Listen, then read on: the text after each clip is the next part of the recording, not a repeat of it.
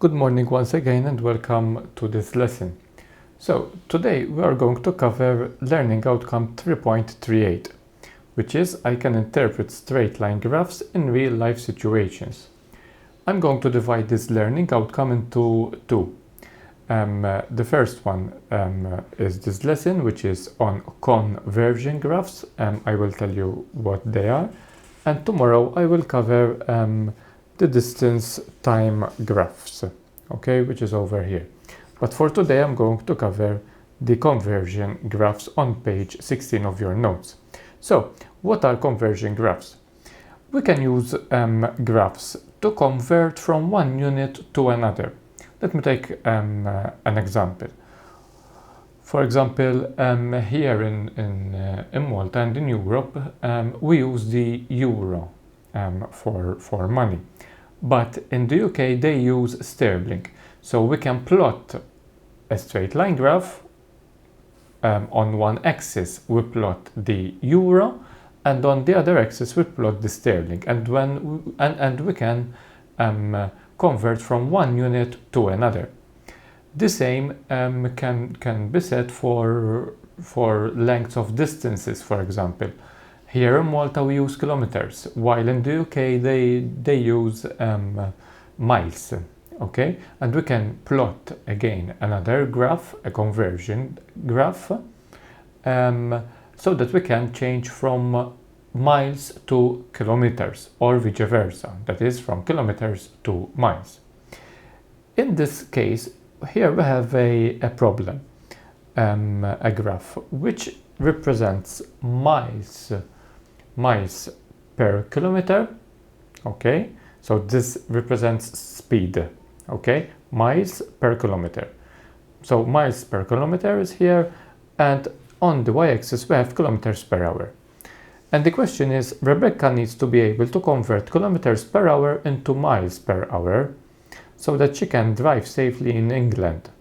She knows that 96 kilometers per hour is equal to 60 miles per hour, and that 0 kilometers per hour is equal to 0 miles per hour. Of course, if she's not moving in Europe, okay, she's not going to move in England as well. So 0 kilometers per hour is equal to 0 miles per hour. She uses this information to draw the graph.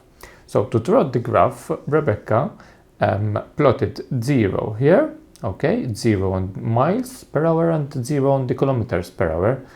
And she also plotted when the distance is 96 kilometers per hour, which is over here, 96, the miles are 60 miles per hour. She plotted this coordinate and then joined the line. On page 17, you have several questions, and you need to use the graph, of course. So from the graph, question A, find the speed in miles per hour equivalent to 40 kilometers per hour. So what should we do? Since it is 40 kilometers per hour, we need to find 40 kilometers per hour on the y-axis, okay, which is here. And then, similar to what we have done in the previous lesson, we need to meet with the line and then read, in this case, the miles per hour, okay? For example, question 2 is 80 kilometers per hour. How much are there in miles per hour? So we find 80 kilometers per hour, which is over here. We go and meet the line and draw a straight line, which is 50 miles per hour, okay?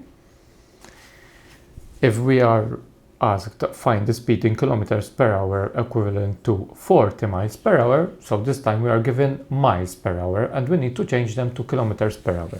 So it is 40 miles per hour, so we find 40 here, miles per hour. You must take care of the units basically, okay? 40, we go up and read on the y-axis. It's important to note that each small box represents 2, okay? Both on the y-axis and on the x-axis. How do you get that, okay? We know that from here to here it is 10 miles per hour, and we have 5 small boxes. So these 5 small boxes represents 10 miles per hour, so each box must represent 2 miles per hour. The same goes for the y-axis. From here to here it is 10 kilometers per hour. We have again 5 small boxes, so each small box represents 2 kilometers per hour. So take that into consideration as well, okay?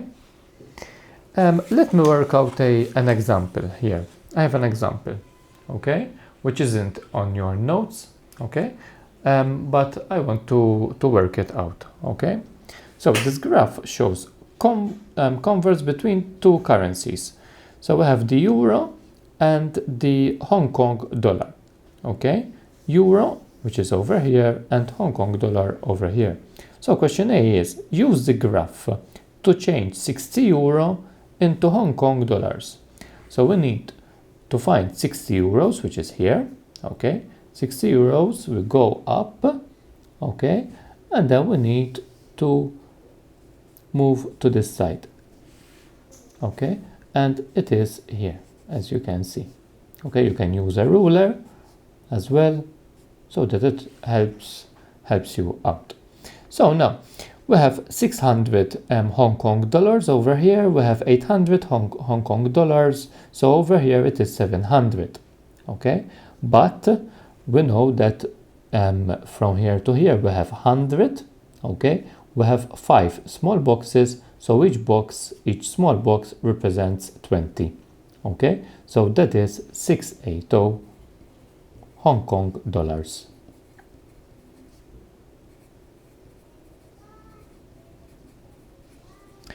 Question B. Use the graph to change 200 Hong Kong dollars into euro. So this time I'm going to find 200 Hong Kong dollars, which are represented on the y-axis, which is over here, 200, okay? And we need to write this equivalent into euro. Let me remind you that this question is not on your notes, okay?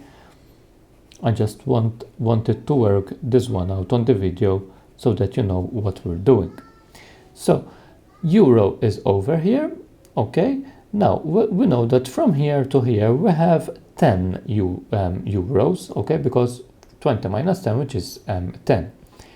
And we have 10 small boxes, so we know that each small box represents 1 euro in this case, okay? So that is 15 is over here, 15, 16, 17, 18 euros. So 200 Hong Kong dollars is equal to 18 euros. Okay, so that's basically it. 2 things. One is that you need to pay attention for the axis that you're going to use. Okay, if you are given euros, 60 euros, you need to find 60 on the x-axis in this case. If you are given Hong Kong dollars, for example 200 Hong Kong dollars, you need to find 200 on the y-axis. So that is the the first important thing.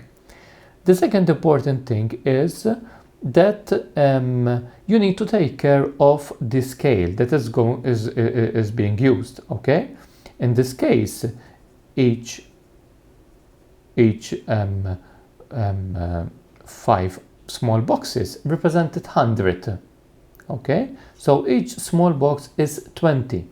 Over here, every 10 small boxes represents 10 euros. So one small box here represents 1 euro. Okay, so you need to take care for the units as well. Okay, so that's it for this lesson. Okay, so that is how we convert from one unit to another using graphs. Okay, conversion graphs. And you need to work out page 17, this exercise, okay, using the graph given on page 16, of course. Okay, using this graph. Okay, that's all for today. I will see you tomorrow. Bye.